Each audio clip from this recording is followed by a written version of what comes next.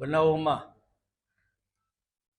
જે આપણા સૈનિકો માર્યા ગયા છે એને શ્રદ્ધાંજલિ આજે અમે અહીંયા કાર્યક્રમ રાખ્યો હતો અને હું હૃદયપૂર્વક શ્રદ્ધાંજલિ અર્પું છું.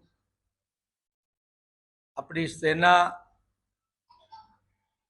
દેશની હરેક સ્ત્રીનું સિંદૂર અને હરેક સ્ત્રીઓ બાળકોનું ધ્યાન રાખવા માટે સક્ષમ છે. જ્યારે પાકિસ્તાને એના વિચાર સાથે આતંકવાદને સપોર્ટ કરી અને કાશ્મીરમાં પુલવામામાં આમ આદમીને જ્યારે ટાર્ગેટ બનાવ્યા ત્યારે દેશ માટે, દેશના લોકો માટે એ ખૂબ ચિંતાનો વિષય હતો. કાશ્મીરની સમસ્યાને બરોબર હેન્ડલ કરવી જોઈએ એ ન થવાને કારણે આ બીના બની હતી. પરંતુ ત્યારબાદ એક વાતાવરણ વડાપ્રધાન દ્વારા ઊભું કરવામાં આવ્યું ને એમાં કોંગ્રેસ સહિત હરેક પાર્ટીએ એ જે કરે એમાં સંપૂર્ણ સહયોગની વાત કરી અને બ્લેકઆઉટના ને યુદ્ધ દરમિયાનના આમ નાગરિકના શિક્ષણના ને કાર્યક્રમો આપ્યા કે જાણે યુદ્ધ કરી અને અમિત શાહ જે ફ્લોર ઉપર લોકસભાના ફ્લોર ઉપર બોલેલા કે અમે પીઓકે લઈને રહેશું, આનાથી સારો મોકો કોઈ હતો નહીં. ઇન્ટરનેશનલ દ્રષ્ટિએ પણ આનાથી સારો મોકો નહોતો. અને આપણું લશ્કર તો રાત 2-5 રાતમાં ન કેવલ પીઓકે પણ આખું પાકિસ્તાન કબજે કરી લઈ શકે એવી એક્સ આર્મી મેનોની વાતો પણ બધાએ સાંભળી છે. એવું શું બન્યું? શું વડાપ્રધાનની 56 ઇંચની છાતી બોલવામાં જ હતી? વ્યવહારમાં 22 ઇંચની નીકળી? શું ઇન્દિરાજી ઉપર અમેરિકાનો દબાવ નહોતો? ઇન્ટરનેશનલ સોસાયટીનો દબાવ તો એના લાભ માટે ગમે ત્યારે આપણા ઉપર આવી શકે, પણ આપણી લાગણી, લોકોની લાગણી, દેશના લોકોની માંગ એ કમસે કમ પીઓકે લઈ પાક ઓક્યુપાઈડ કાશ્મીરને કબજો કરી અને આનો જવાબ દેવાનો થતો હતો. એની બદલે નાના મોટા થોડા છમકલા હર હંમેશની જેમ કરી અને પાછું બેશરમી રીતે તિરંગા યાત્રાઓ, વિજય યાત્રાઓ કાઢવાનું જ્યારે ભાજપે નક્કી કર્યું છે.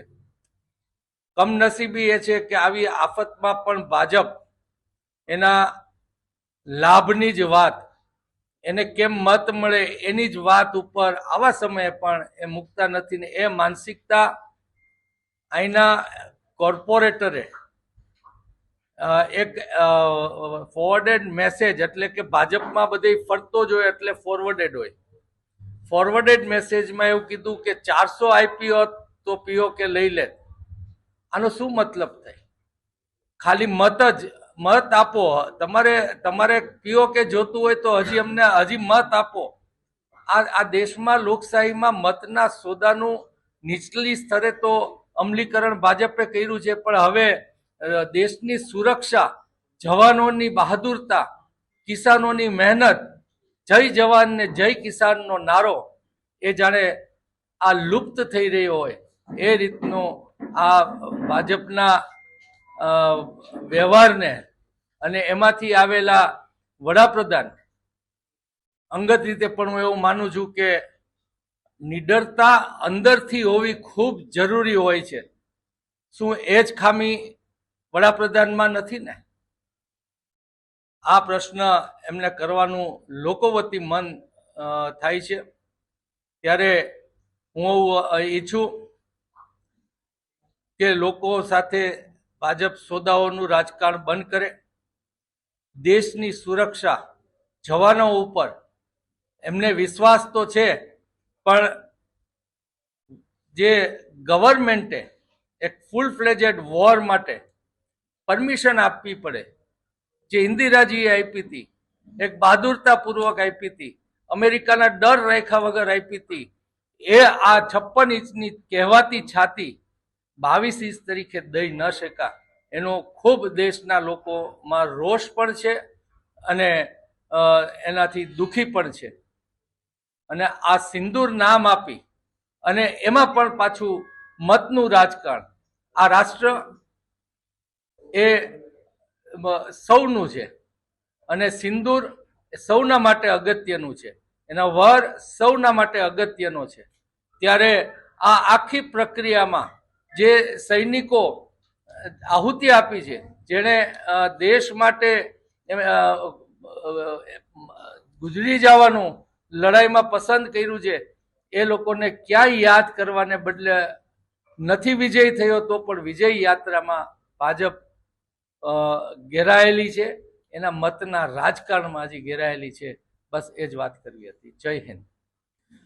જો સેનાએ ટાર્ગેટ જ નક્કી કર્યો હતો અને એ એચીવ કરી લીધો, તો મારું કહેવાનું એ છે કે લોકોની ટ્રેનિંગ, બ્લેકઆઉટની ટ્રેનિંગ, યુદ્ધનો માહોલ એ ભાજપે શું એના મત માટે ઊભો કરેલો હતો? તો એવો માહોલ શા માટે ઊભો કર્યો કે લોકોને એમ થયું કે પીઓ કે હવે આપણા કબજામાં હમણાં જ આવી જવાનું છે.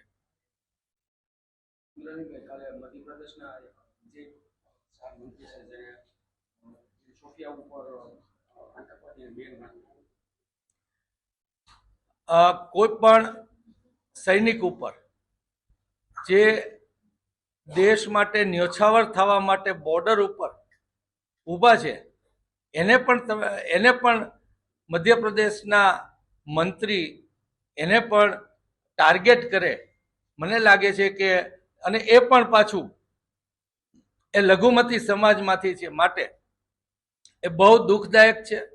અને હું ઈચ્છું કે દેશના સર્વ લોકો, સર્વ મીડિયા, સર્વ પક્ષ એ હજી પણ આમાં કાંઈ